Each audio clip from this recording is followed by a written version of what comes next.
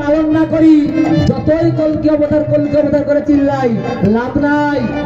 ঠাকুর স্পষ্ট সাবধান করে দিয়েছেন, হোসনা যোগী, হোসনা ধ্যানী, গোসাই গোবিন্দ যাই না হোস, যজন যজন ইষ্টপ্রীতি না করলে তুই কিছুই না, ক্রস কিচ্ছু হবে না।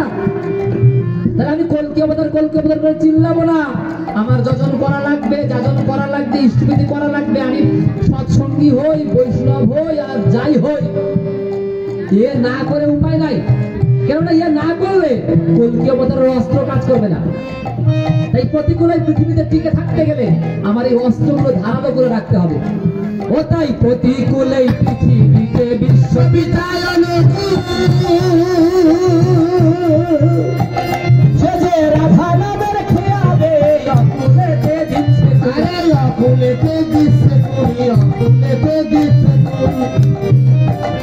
আমার সঞ্জয় বলে শান্ত চিত্তে, উঠলে কেউ এই তরিতে, সঞ্জয় বলে শান্ত চিত্তে, উঠলে কেউ এই তরিতে, ভব সাগর পাড়ি দিতে, ভব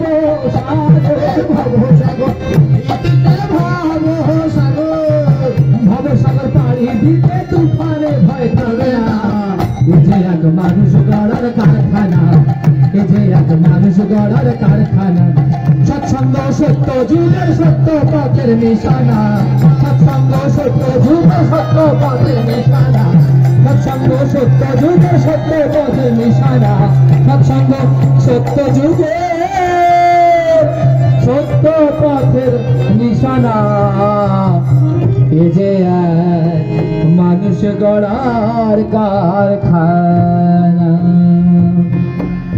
ঈশ্বরের ডাক এসেছে, তার কাজে তোর সঙ্গতি, যোগান দিয়ে ধন্য হ তুই, হোক দলিত দুর্মতি।